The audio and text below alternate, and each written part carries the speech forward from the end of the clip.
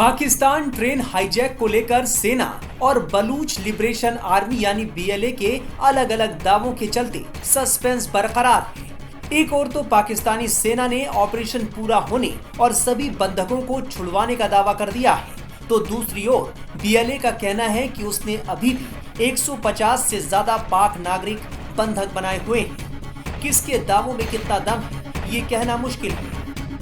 पाकिस्तान के बलूचिस्तान में मंगलवार 11 मार्च को बलूच विद्रोहियों ने करीब 400 से ज्यादा यात्रियों से भरी जाफर एक्सप्रेस ट्रेन को हाईजैक किया था। इस ट्रेन में पाकिस्तान के कई अफसर और जवान भी शामिल थे। बुधवार को पाकिस्तानी सेना ने रेस्क्यू ऑपरेशन पूरा होने की बात कही थी। पाक सेना का दावा था कि उसने सभी 33 आतंकवादियों को मार गिराया है।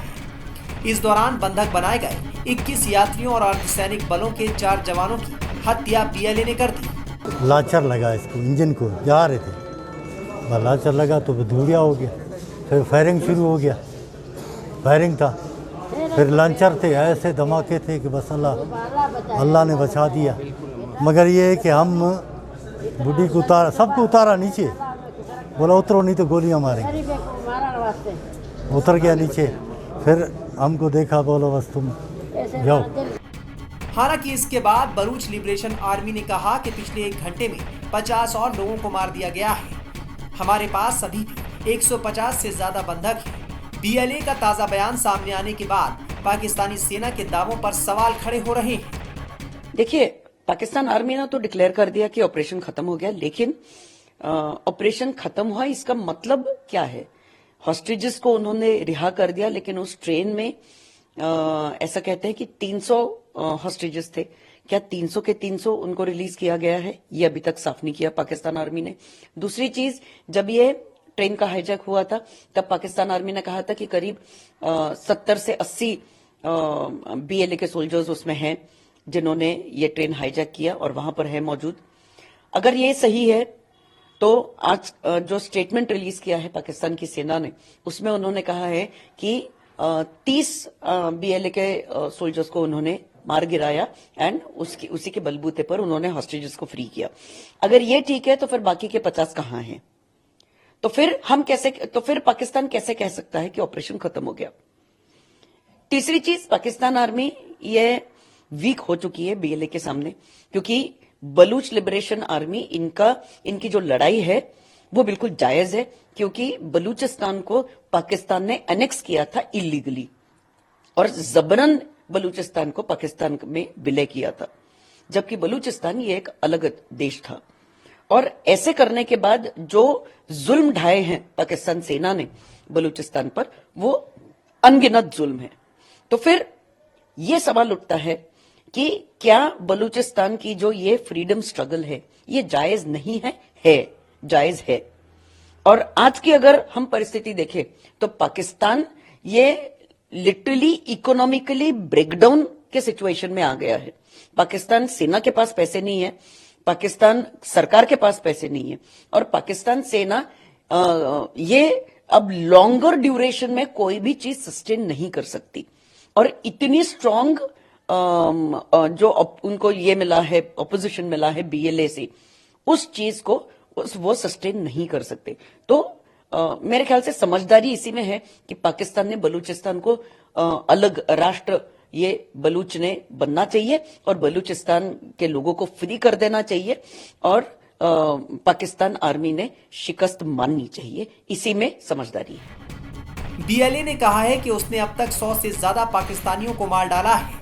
वहीं अब भी उनके कब्जे में 150 से ज्यादा बंधक हैं।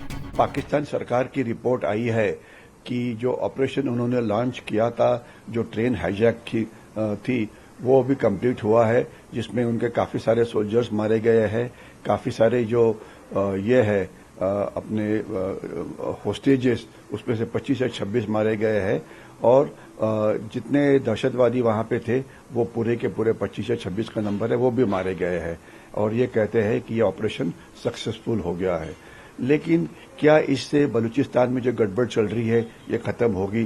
तो इसका शॉर्ट आंसर है कि नहीं, क्योंकि अगर आप इतिहास देखें पिछले कुछ महीनों का और पिछले कुछ सालों का, ये जो बलूची जो हमले हैं ये पाकिस्तान के बलूचिस्तान प्रांत में, खास तो चाइना पाकिस्तान इकोनॉमिक कॉरिडोर के ऊपर ये बढ़ रहे हैं। लेवल ऑफ वायलेंस काफी सारी बढ़ी हुई है। और ये हमले किसके ऊपर हो रहे हैं?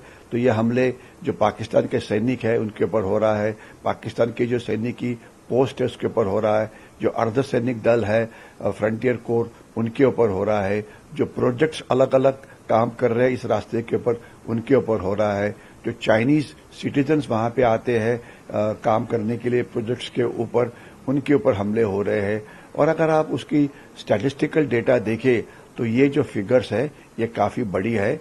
और इसके खिलाफ पाकिस्तानी जो आर्मी है ये एंटी टेररिस्ट ऑपरेशन कर रही है, लेकिन जो कामयाबी उनको मिलनी चाहिए वो नहीं मिल रही है। मैं आपको एक ही एग्जांपल दूं कि पहले ट्रेडिशनली 85% ऑफ पाकिस्तानी आर्मी ये इंडिया पाकिस्तान बॉर्डर के ऊपर तैनात होती थी, लेकिन अभी मोर देन 50% जो है ये बलूचिस्तान और खैबर पख्तूनख्वा में एंटी टेररिस्ट ऑपरेशन कर रहे हैं। यानी कि उनके जो प्रॉब्लम्स है इतनी ज्यादा है कि 50% से ज्यादा आर्मी की ताकत इसके ऊपर खर्चा हो रही है, और इसके बावजूद इस रोड को वो प्रोटेक्ट नहीं कर पा रहे हैं।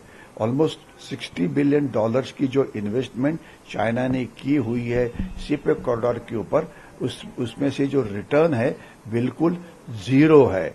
और इतना ही नहीं, अभी सबसे बड़ी खबर यह है कि बलूचिस्तान आर्मी तो प्रॉब्लम कर ही रही है, इसके सिवाय जो खैबर पख्तूनख्वा में जो तहरीक तालिबान पाकिस्तान है, वो जो खैबर पख्तूनख्वा को आजाद करके वो चाहते हैं कि वो अफगानिस्तान में शामिल हो, वो भी बलूचिस्तान लिबरेशन आर्मी के साथ काम कर रहे हैं।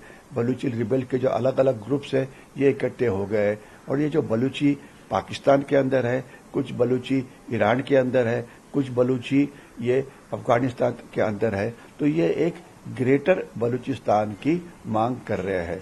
तो इसलिए ऐसे हम मानते हैं कि आने वाले दिनों में ये जो हमले हैं ये बढ़ते ही रहेंगे।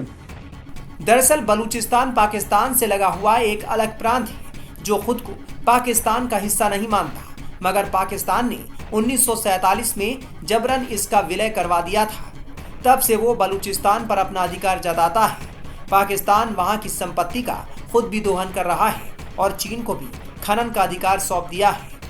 इससे बलूचिस्तान की आवाम चीन और पाकिस्तान दोनों से खफा रहती है। बलूचिस्तान का मानना है कि अगर पाकिस्तान और चीन उसका दोहन करना बंद कर दे और दखलंदाजी न करे तो वो अमीर बलूचिस्तान बन सकता है। बलूच लिबरेशन आर्मी को पाकिस्तान, यूके और अमेरिका ने आतंकी संगठन घोषित किया हुआ है। 2019 में अमेरिकी विदेश विभाग ने BLA को अपनी विदेशी आतंकी संगठन FTO की सूची में शामिल किया था।